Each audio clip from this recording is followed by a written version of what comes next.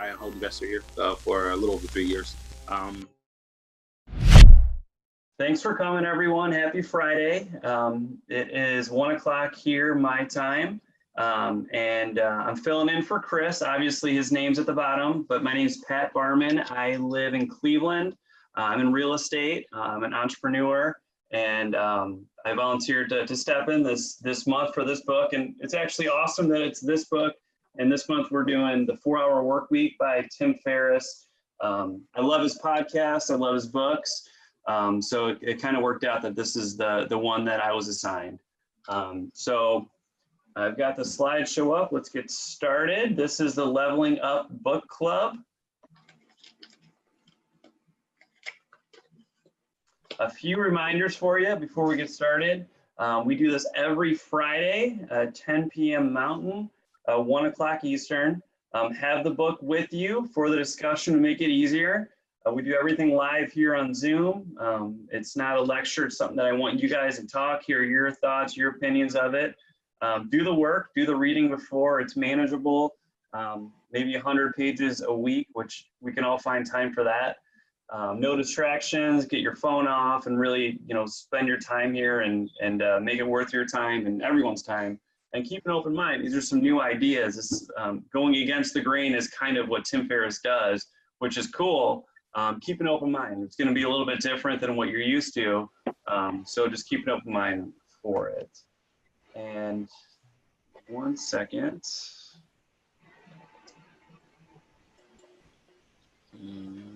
Perfect. All right. So again, this is the book, The 4-Hour Workweek, that we're doing this month. And what the headline of it, the tagline is Escape the 9 to 5, Live Anywhere, Join the New Rich. This step-by-step guide to luxury lifestyle teaches a couple things, how Tim went from making 40 grand per year and 80 hours per week to killing it and making $40,000 per month with 4 hours of work per week. That's just incredible. So we all want to see how he did it, and this book outlines it. How to outsource your life overseas to a virtual assistant for $5 an hour. Do whatever you want. How blue chip escape artists travel the world without quitting their job. How to eliminate 50% of work in 2 days using principles forgotten Italian economists, which we'll talk about today. And how to trade a long haul career for short bursts of frequent mini retirements. Now, just reading that description, this is a book that if you don't like what this is preaching, then you shouldn't be here. This is definitely life-changing, that's for sure. So it's about original thinking, living on your own terms. Most people growing up are presented with two options: get a job, work your ass off until you retire, or working your ass off, building a business and working 80 hours a week. I don't know about you guys, but for me, it was get a job and work your ass off. Never even thought about like owning a business. It wasn't what my family did. But either of those options is not what I really want to do. This is a type C thing. Talks a lot about the new rich, who are rich in time, and they aim for excitement, profit throughout their whole lives, having freedom and options to live like they want. Like a millionaire, even if they're not millionaires. So it's optimizing your life and getting the most out of everything. That's kind of the synopsis of the book and why you'd want to read this book. Has anybody read this book before this month? No, not me. I need to catch up. Okay. Well, you got time. You got time to catch up. Just catch up for next week. I read this book back in college. I read it a long time ago. I was probably 19 or 20. I was so young and naive, I didn't really get it. It didn't really click with me. I read it a couple years ago as well when I was working a corporate job, and didn't motivate me enough to do anything about it. But now being an entrepreneur, it's cool to read it again and with my new lens on to really see what he's talking about and how it really can change your life in a lot of different ways. So this book is broken down into 4 steps. Today we're talking about steps 1 and 2. Step 1 is about defining things. D is for the definition. So reality is merely an illusion, albeit a very persistent one. That's from Albert Einstein. So today we're going to go over parts 1 and 2. Basically, what I think about this is for definition is if you can't define what you want, you'll never have it. You kind of have to know exactly what it is you want. Your goals can't be a vague thing. It's got to be set in stone, concrete. You got to define what it is that you want before you can actually get it. So a couple things about that. We're going to go into chapter 1. So in chapter 1, Tim starts with a story about someone he calls the living dead, which I think is kind of a cool description. He talks about how he's on a flight and he meets a guy that dropped 50 grand in one night in Vegas, asks him some questions about how he feels about life, what he likes about his businesses, and he basically said he hates what he does. He doesn't like really anything about his business. He works hard to please people that he doesn't care about, and he's not happy. And Tim just thinks this is absurd. This is crazy. What he calls this guy is a living dead, a guy who throws money away and practices work for work's sake. And that's something that he obviously is against. Work for work's sake is not what the new rich want to do. So he defines the two different ways of going about life. There is the new rich, which is what Tim is and what this book strives for, versus the deferrers. So kind of define that the deferrers are most people. A goal is deferred rather than, live your life now. You defer everything until you're older, till you can retire, and then you do everything. The new rich, the goal is to distribute recovery periods throughout life. You're not trying to be inactive. You're trying to do what excites you. And really what that boils down to is eliminating work for work's sake. If you free your time and location, your money is worth 3 to 10 times more. So kind of what he's saying with this is if you can separate yourself from, having rent, mortgage, payments, more car payments, things like that, if you can kind of travel and not have those expenses, you can do a lot more. I live in a pretty inexpensive part of the country. But if I were to, work remotely and then move to, an area with a very low cost of living, I could live like a king. So that's kind of what he did. So he refers to this as a freedom multiplier. Money multipliers in practical value based on your control of what, when, and where you have in your life. Does anybody have any thoughts about that?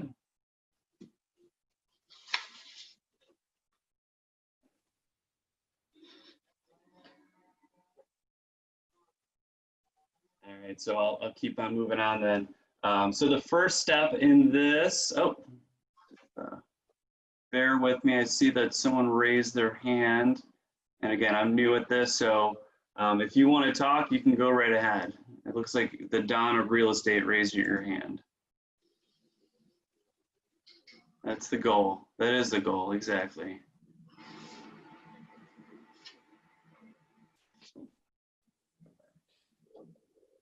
And the first step in doing this is to replace your assumptions about everything.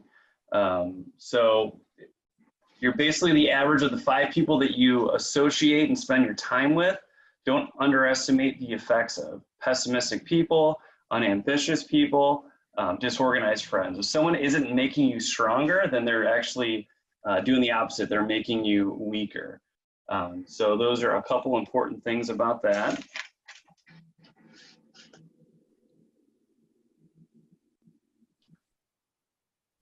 All right, cool. So chapter 2 goes into the rules that change the rules. What this is saying is everything popular is wrong. There's a couple things about this. Don't follow models that work. So there's 4 points in here. Retirement is worst case scenario insurance.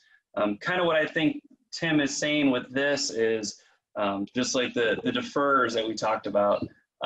You're kind of deferring everything until the end. And we all know people, at least I do, that defer everything until they retire, until they're 70 years old.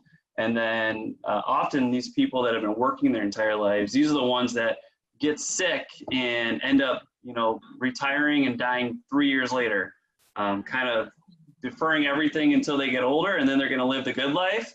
And then when they have nothing to do and they're bored and they've been working for 40 years and now suddenly they don't have anything to do, these people suddenly get sick, don't have a purpose, and they're either aimless or they may die. So that's kind of worst case scenario. It's based on the assumption that you dislike what you're doing and you want to stop. And if you really do the math, it doesn't work out.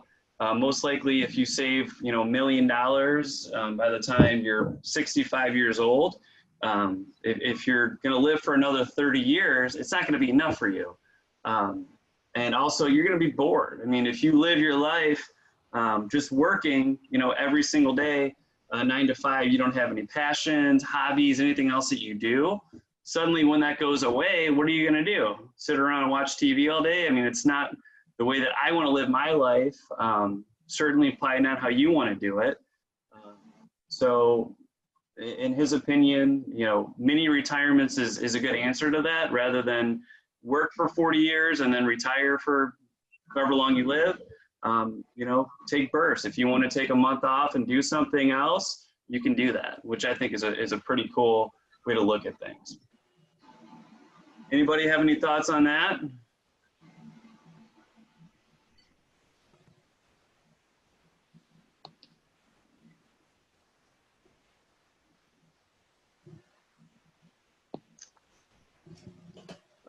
Looks like we got a message.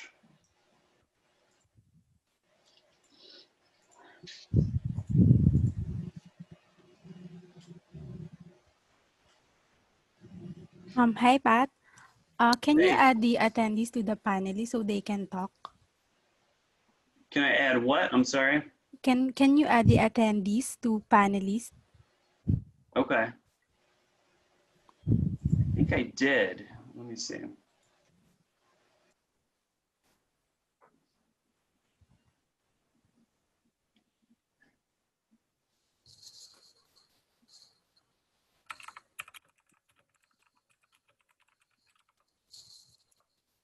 Just going to add everyone else to the room. Give me one second. Okay, perfect. Thank you. No problem. All right. So anybody have any thoughts about that, about retirement, about taking, mini retirements throughout life? Anybody ever do anything like that? This is Don. Can y'all hear me? Hey, Don. How's it going? I can say honestly, man, like COVID has helped in a sense, kind of allow that freedom, because it gave everybody a chance to kind of step back if you take this opportunity. And if you're still working, a lot of people are working from home. So now if you're willing to, I guess, quote unquote, risk it, you can work from remote locations just to test and see kind of what that's like, and living that lifestyle where you're taking many vacations and you're still being able to work from various locations. I know at some point, like, it was more of a health thing, but like my sister got sick and lives in Orlando. And so we took a week and went out there and worked from Florida. And so that kind of gave my wife an opportunity to see what it's like being able to work from various locations, because I'm a firm believer in utilizing that. So I think it's been helpful, and to be honest, like, this book, if it hits you at the right point, can be life-changing. I totally agree with that. That's a great point. I think a lot of people are gonna probably do different things after COVID, working from home. Like, I have friends that live on the East Coast. They came back to Cleveland and they're like, why would I live in New York where I'm going to spend $3,000 a month on rent for a tiny apartment? I can live here, do the same job with on my laptop and buy a house and spend $1,500 a month and own something. That's one small example, but I mean, Tim takes it to the extreme and he travels the world and does all kinds of stuff. But especially now, employers are more willing to let people work from home. They've seen it the last 3 months. If you can be productive, there's no reason why they wouldn't let you. So that's a good point, Don. Thanks for sharing that. Perfect. So a couple other things on this slide. Let me pull it back up so you guys can see it. Would be interest and energy are cyclical. Capacity, interest, and mental endurance, they go up and down. Distribute many retirements throughout life. Otherwise, you're going to burn yourself out. How many people do you know that overwork themselves to the point of exhaustion and they have a breakdown? It happens all the time. Less is not laziness. I completely agree with that. Society tends to reward personal sacrifice more than productivity because it's easier to measure. Focus on being productive, not busy. I mean, a simple thing with that we all heard is work smarter, not harder. You know, be smart about it. You don't want to wake up and 5 a.m. and work until midnight. You're gonna kill yourself. So you know, eliminate things that are not helping your business or yourself, and yeah, just work hard. Work smarter, not harder, is what they're saying with this. All right, so chapter 2, the rules that change the rules. So there's a couple of things here that I think are always important to keep in mind. The timing is never right to do really anything. If he talks about, you know, having a kid, switching jobs, moving, any big life event, there's never a perfect time to do it. So you just have to bite the bullet and do it. You can't wait until it's the perfect time, because then you'll never do anything. Ask for forgiveness, not permission. People deny things on an emotional basis they would accept after the fact. So really, you just kind of have to go for it sometimes. You can't always ask, like, hey, can I do this way? Should I do this? Especially with anyone, really. But if you're, you know, working for yourself, you can't always get an answer on things. You just kind of have to do them. If you try and overanalyze everything, you'll be stuck. You won't do anything. So you just have to do it. And if you make a mistake, apologize and figure it out from there and learn your lesson and don't make that mistake again. Emphasize strengths, don't fix weaknesses. I think this is a really interesting point. I've actually heard the opposite before from different people on different things. So an example I give is I did CrossFit for a number of years. I wasn't like a CrossFit bro, but I did it to work out for a few years. And they would always say, you know, if you're weak at something, you need to focus that. Like, I wasn't good at bench pressing, so they'd say, do that all the time. I hated it. I didn't like doing it. It was not fun. It was not something that I was innately good at. I just didn't enjoy it. Tim is saying the opposite. It's more lucrative to leverage what you're good at than to try and fix your shortcomings. And really, I think that makes more sense too, because if you're good at something, you're going to like it. And if you're good at something, you can be great at it. And if you can take a skill that you have, turn it into an incredible skill, you can make it a business and you can make money off it. So I think that's a really cool point and interesting to me, because I've heard the opposite before. Have you guys ever heard that, or the opposite of that idea?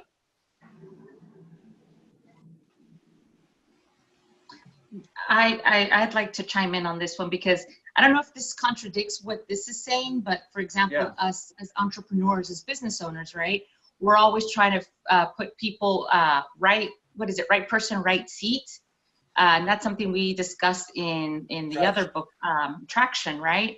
Right people, right seat. And with me, it's like, well, I'm gonna stay in what I'm really good at and stay in that lane and focus on that, and hire people for tasks, not necessarily for positions. Because if you hire someone for a position and they're, for example, I am a visionary, I'm not really an integrator. So why force myself to become an integrator, right? And I think us as business owners, we try to fit, what is it, a square peg into a round, whatever, right? So we're always trying to force ourselves to become something and that we're not very good at, and we're not going to excel. And the same thing, if we do that to ourselves as business owners, we more than likely do that for people that we hire onto our team.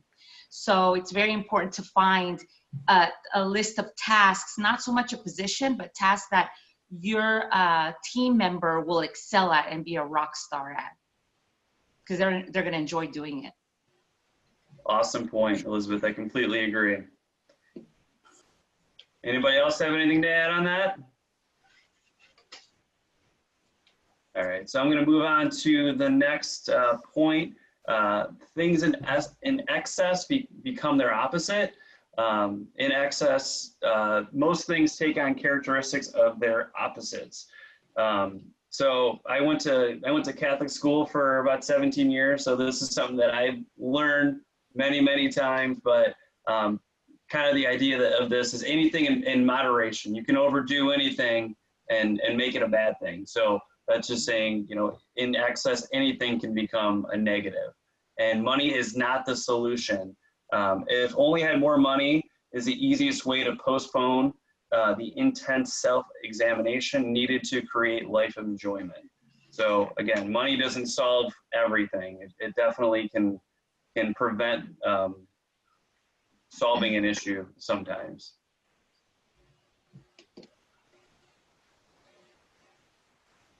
All right, chapter 2, rules that change the rules. So a couple things about this. He talks about relative income versus absolute income. Absolute income is based strictly on dollar amount. Someone making $100,000 is twice as rich as someone making $50,000. When we think about absolute income, it doesn't account for how much time you're putting into it, how much effort you're putting into it. So relative income it pegs dollars to time. So your level of rich can be based on the amount per unit of time invested. So let's say I make 50 grand a year, but I work one hour a week versus someone that makes 100 grand a year, but they work 80 hours every single week. In terms of absolute income, sure, 100 is more than 50, but for relative income, which is more important, actually comparing what's important about it, I'd rather make 50 grand on an hour of work than 100 grand on 80 hours of work. And then something else interesting that he kind of breaks down is the different types of stress that a person can have. I've never really thought about it this way, but stress, there's two words for it. Distress is destructive, it makes you weaker. Criticism, abuse of bosses, etc. And there's actually a good kind of stress, called e-stress, is constructive. Role models, risks that expand our levels of comfort and exceeding limits. The more stress we can find, the faster we can move towards living our dreams. And then at the bottom, he poses a question. What if I did the opposite of people around me? To enjoy life, you don't need fancy nonsense, but you do need to control your time and realize that most things aren't as serious as you make them out to be. And then with this, what if I did the opposite of people around me? He has a couple cool stories in here about himself, about how he moved to China and became a Chinese kickboxing champion by kind of doing the opposite of what other people were doing. He mentions a job that he had where, he was tasked to call between 9 to 5 and he didn't really have any success. So rather than do that, he would call early in the morning before the secretary would arrive for these businesses that he'd call, or he'd call after they left. So he didn't do the typical thing, he did the opposite, but he actually found way more success. So he would, call for an hour and have 5 times more leads than someone who would spend 8 hours and just getting the same no's over and over again. So just a good way to look at things. All right, chapter 3 is about dodging bullets. So we're talking about conquering fear and defining what fear is. So he calls this fear setting. So what he does is he actually defines what fears are. And on the same scale, defining what alternatives can happen with this. So this is actually a pretty cool exercise. Let me pull it up here. Yeah, so on this, I kind of went through and thought about when I switched my corporate job to being an entrepreneur, and I was at a spot where on a scale of 1 to 10, I knew if I stuck with what I was doing, I was going to be completely unhappy, 10 out of 10 unhappy. And then thinking about, you know, what can happen if I start a business and I fail? And really the worst thing is, you know, I fail and then I do something else. It wasn't life or death type thing. I wasn't going to, you know, be homeless on the street. If I was, I think I could have figured it out. But it was very unlikely that I would fail. And if I were to stay on the same path I was on, there's no way I could have been happy. So he calls this fearscaping. Another thing here is fear can be disguised as optimism. An example is things will get better with time. This is especially true with boring and uninspiring jobs. Optimism can become an excuse for inaction. So, I mean, what I've seen, I'm sure you guys have, being business owners or just living your life, if you just do nothing, it's rare that things are going to get better. Usually it's going to stay the status quo.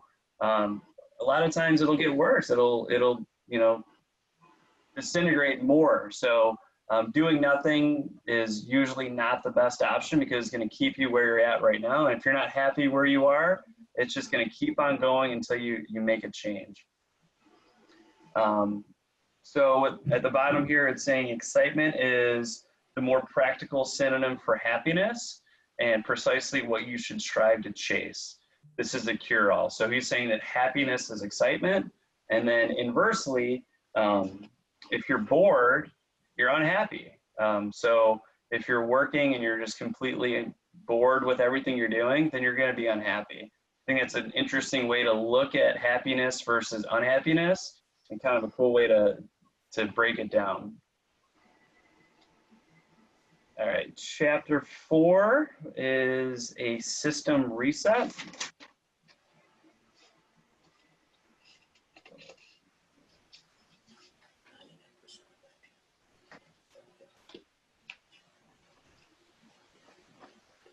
All right, so 99% of people are convinced they're unable to do great things. They aim for mediocre, realistic goals, which therefore have the most competition because everyone sees the same goals. An example that he gave was you're a lot more likely if you're a venture capital, you're seeking venture capitalists rather than shoot for $1 million. If you shoot for $10 million, you're going to have way less competition. So you're actually more likely to get it if you search for a higher goal than anyone else.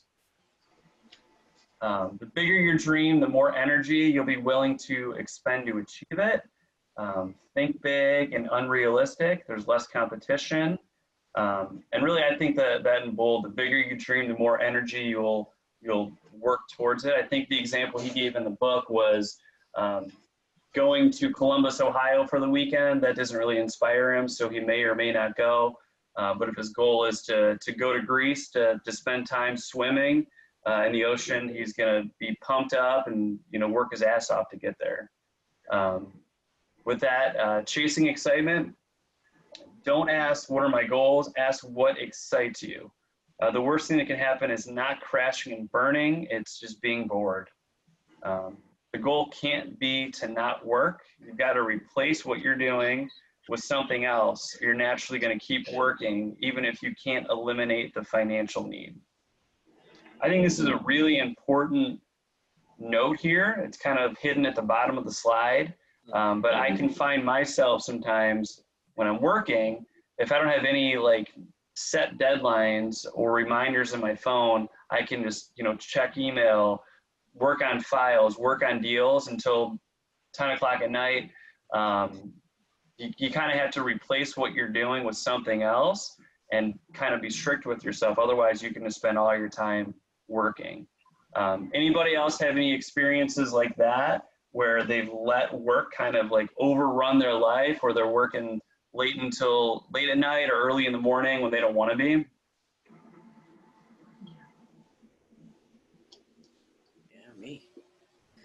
Yeah, Jordan, what do you got? Well, yeah, well, I've always had this complaint from my wife about me always in front of the computer working all day. So I can totally relate to that. Totally. Totally. I like also how you said like keyword when you don't want to, because there's times where you want to work and you just want to pound it out. It may be just one day of 16 hours and then you have like the next 3 days off, you know? So it's just a happy balance of when you don't want to, that's when you know you have to scale back. But if it's like you have like the energy to just do it for that day. But yes, finding a happy medium to make sure that it's not every day and that you start to resent it. Totally agree, Kelly. Great point.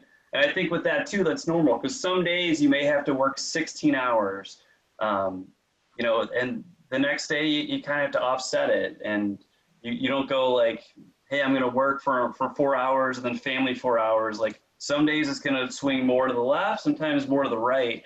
You just kind of have to kind of work with it. And I think it's just a really insightful thing that's kind of hidden in this book that you can easily miss because there's so much good stuff in here. You know what though? I think that depending on where you're at in your business and what your foundation looks like, sometimes you just have to fucking grind, and there's no way around it. You know, I think that someone who has a foundation, you know, built of sticks and not bricks in their business, they may read this and think, oh, cool, so I could step off the gas. No, because you're not quite there yet. And so I think that this last part needs to be taken with a grain of salt, in my opinion. Interesting. I can see both sides of it. Anybody else have an opinion on that? Just to piggyback back on Casey, you're right. There's seasons to grind, but again, you have to, there has to be, because then you like look back and you're like, what did I miss, you know? So, but I agree. There is seasons to just keep the momentum going so you don't fall back. Absolutely. All right, moving on to the next slide. So chapter 4, again, we're doing system reset. And in this, Tim talks about dreamlining, which he actually has a really good example of in the book. I'm not going to go into his example, but hopefully it's something that you all did on your own. Did anyone actually do the dreamlining, and it's something they want to share about the results they came up with?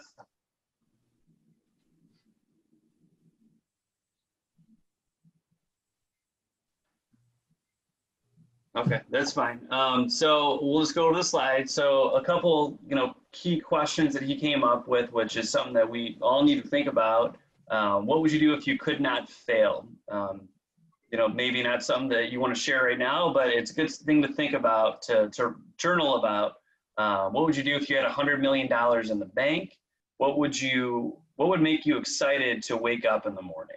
So he kind of used this as a focus, as a platform to jump off into achieving his dreams and traveling the world, writing this book, being a successful podcast host.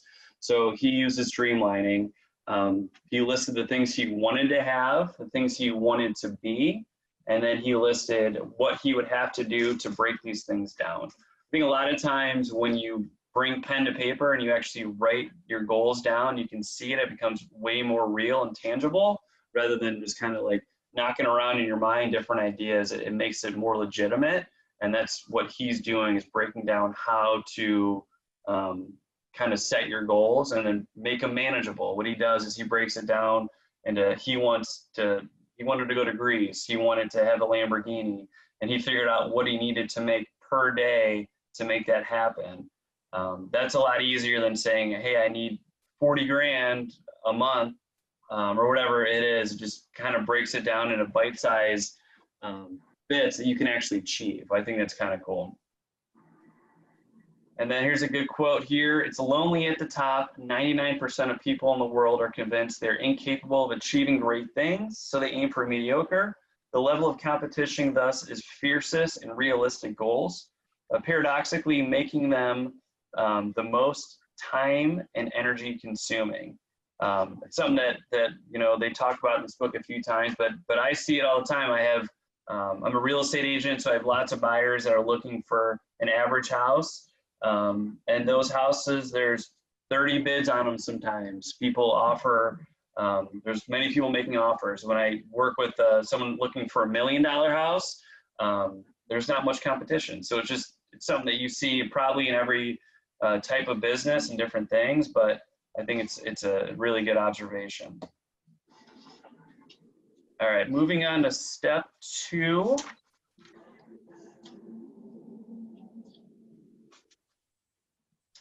So step 2, we're talking about elimination. One does not accumulate, but eliminate. It is not daily increase, but daily decrease. The height of cultivation always runs to simplicity. And that's a quote from Bruce Lee. Chapter 5, the end of time management. You should not try to fill every second with a work fidget of some type. Being busy is often a guise for avoiding the critically important but uncomfortable actions. Efficiency is important but useless if not applied to the right things. I think it's interesting about busyness. Being busy is usually not productive. Some days I think I'm working hard, I'm busy, I got stuff from 7 a.m. till 7 p.m. And then when the day's over, I think, hey, what did I actually do? And some days it's nothing. I'm busy, but am I busy actually accomplishing anything that's productive or what I want to do? So he talks about how that's a common thing for a lot of people. And he talks about the 80-20 principle. So let me pull that up. It's the Pareto principle. What 20% of sources are causing 80% of my unhappiness? And what 20% of sources are causing 80% of my desired outcome and happiness? So with that, Tim talks about with his own business, he cuts ties with 90% of the businesses that he deals with, the ones that are a headache, that are giving him issues, that he's fighting with all the time. He writes them an email kind of saying, I'll accept your order if you want to fax me what you like, but he doesn't, try and fight with them anymore. He just eliminates it. And he's much happier and much more profitable as well. So being busy is a form of laziness, lazy thinking and indiscriminate action. That also, I think, ties in with being busy. It is. Being busy is lazy, just kind of going, but not really being cognizant of what you're doing and why you're doing it. And a lack of time is actually a lack of priorities. And then using these two approaches together, limiting tasks to only the important things in order to shorten work time, and shortening work time in order to drive the limiting of tasks to important only. I think these are really interesting. Do you guys have any thoughts about that, about these two approaches here?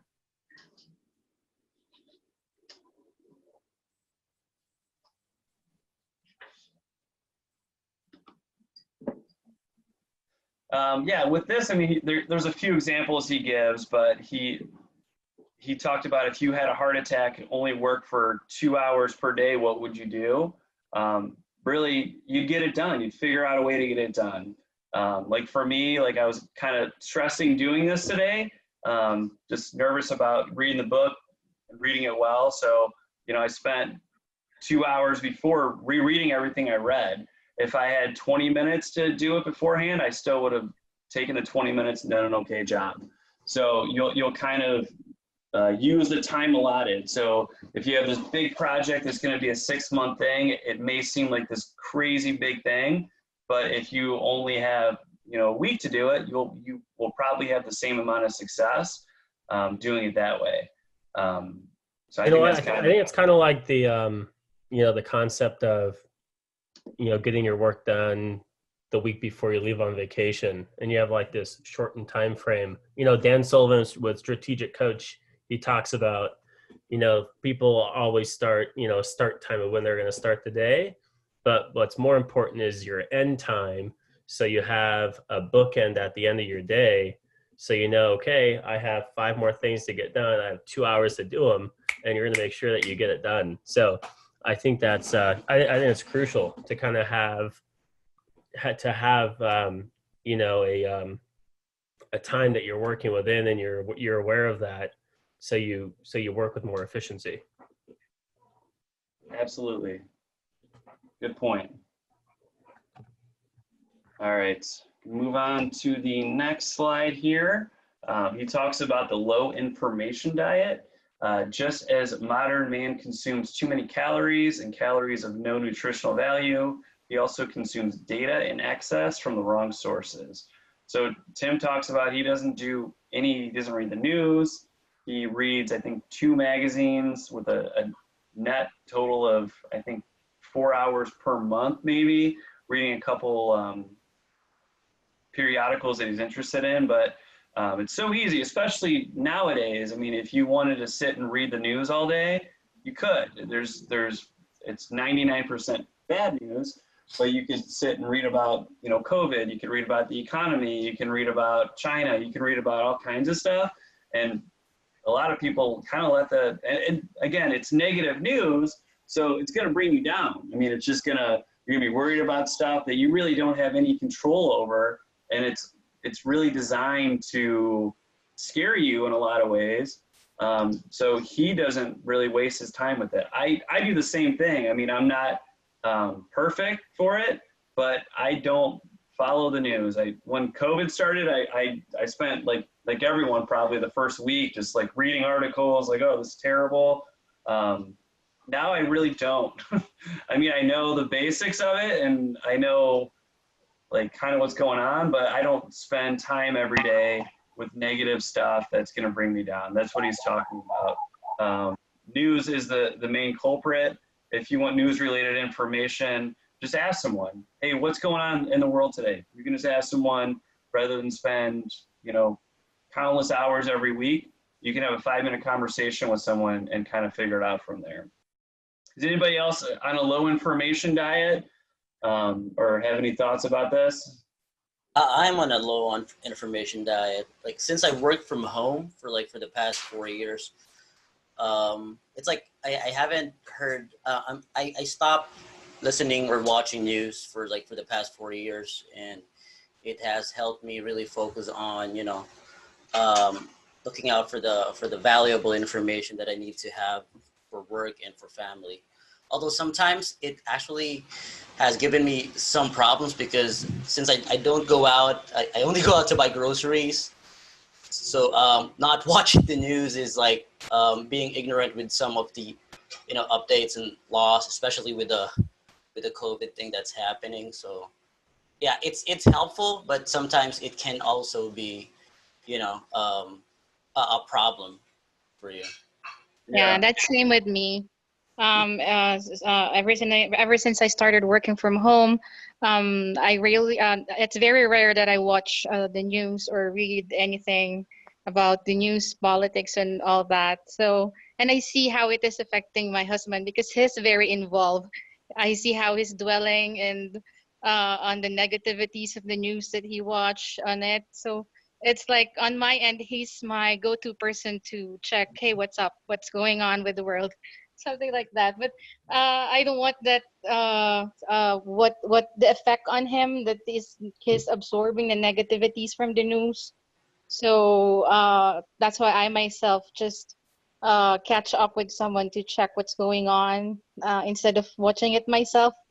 I just spend my time with work with my kids and all instead of dwelling on it. You just gotta make sure that you ask the reliable person for news updates, though. Yeah.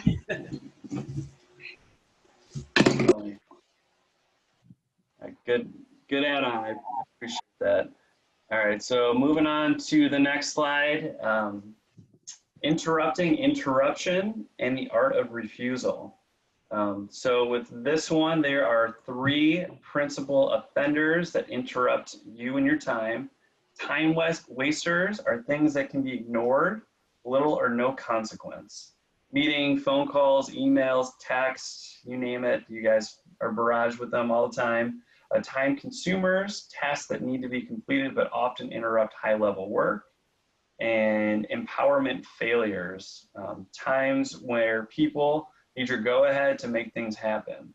So Tim has battled all these, and he's got different examples of what he was able to do with his life and his business to kind of, you know, fight these time wasters. Like, he only checks his email, I think it's once a week now, but he goes through like how to go from checking it all the time and kind of being interrupted constantly to doing, you know, checking 4 days a week or 4 times a day to 3 times a day to eventually less than that. But if you can set up an auto reply on your email that people understand that you're busy and that's the reason why you're going to get back to them when you can. If it's an emergency, you can call me.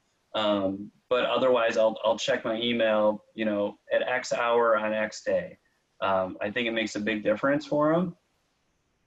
Time consumers. He talks a lot about meetings, how they're a waste of time, which is something that I'm sure we all feel like as well. But how he avoids those and doesn't do those. And if he has to go to them, he'll set a very specific agenda, what he's going to do, and a specific time. He puts in like, hey, this is going to be from 3:22 until 4:17 to make it as precise as possible. That way, you know, people aren't in there talking about their weekend and wasting time and doing things that could have been solved easily, or maybe even better so with an email or a text conversation.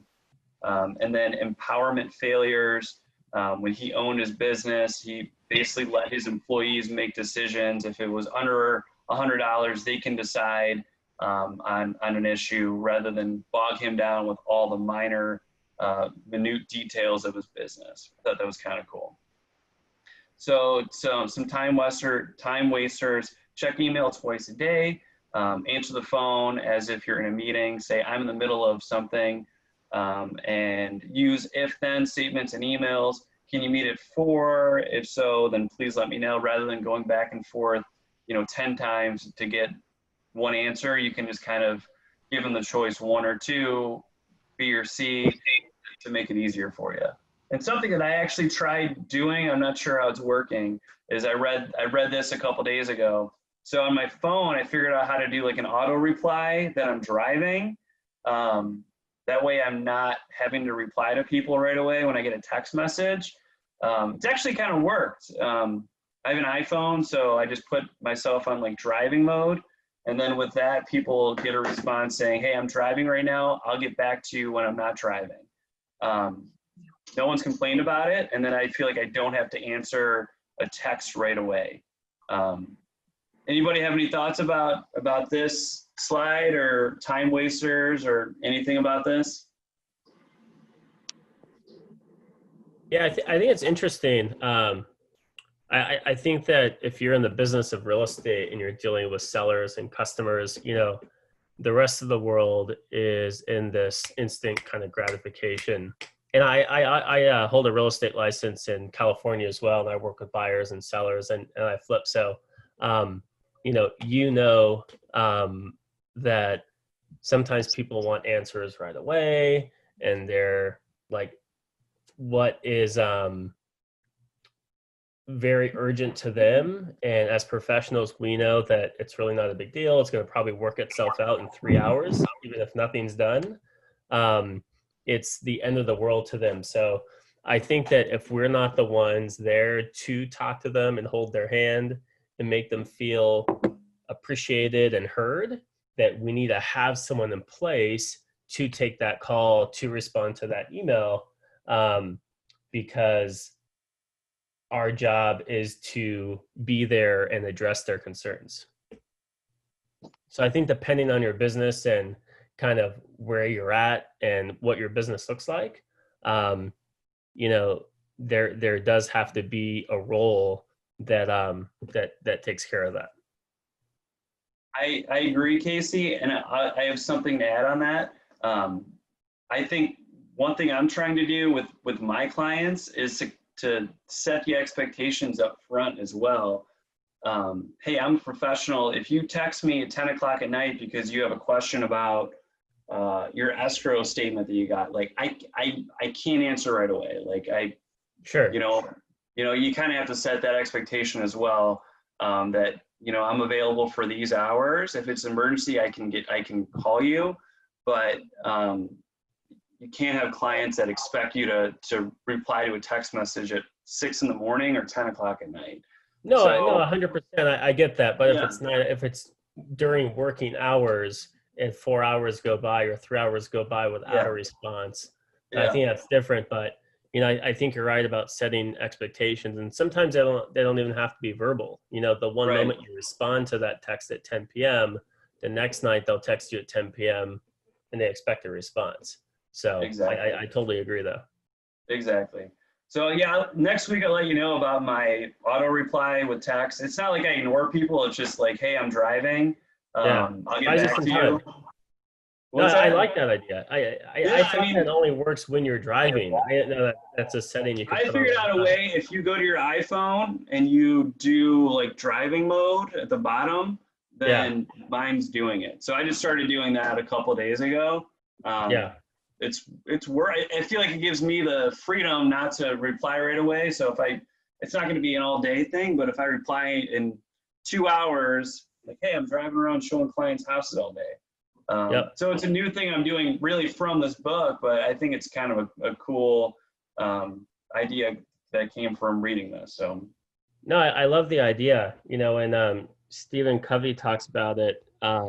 You have the different quadrants of urgent, not important, and anything incoming to you is usually something that is urgent and not important. And if we're interrupted in a task and we're in the middle of something that's a very important task that's not urgent, it's going to take an hour to get back on track. So I think this is a very relevant thing to kind of think through and process and figure out how you're going to approach it and deal with it. You almost need a game plan in place for this. Totally agree. All right, so we're running low on time here. I think we have a few slides left.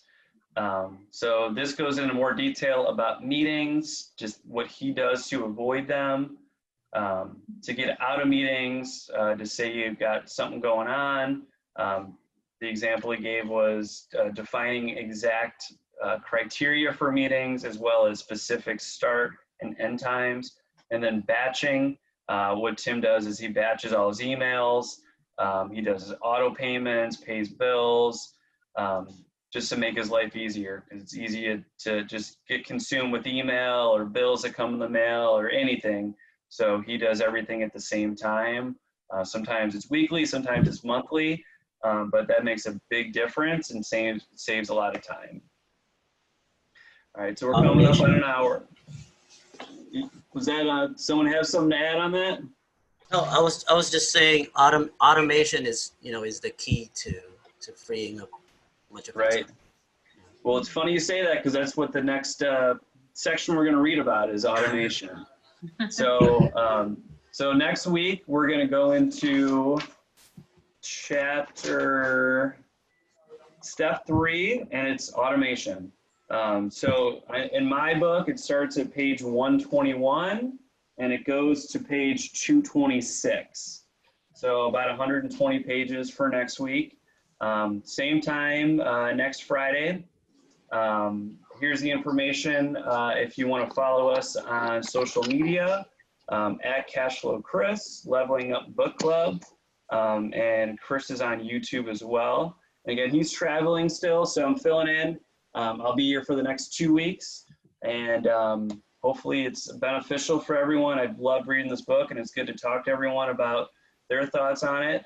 And these are a couple more things that Chris offers. He's got a mastermind group, the book club, obviously, and then he's got a virtual assistance company as well. So that is it. Thanks for coming. We kept it at an hour today. Awesome to see everyone. And anyone have anything else to add? See you next week. All right, cool. Well, sounds good. Well, thanks again. We will see everyone next Friday. All right. Thank you, Pat. No problem. Bye-bye. Thanks, guys. Bye-bye. Bye.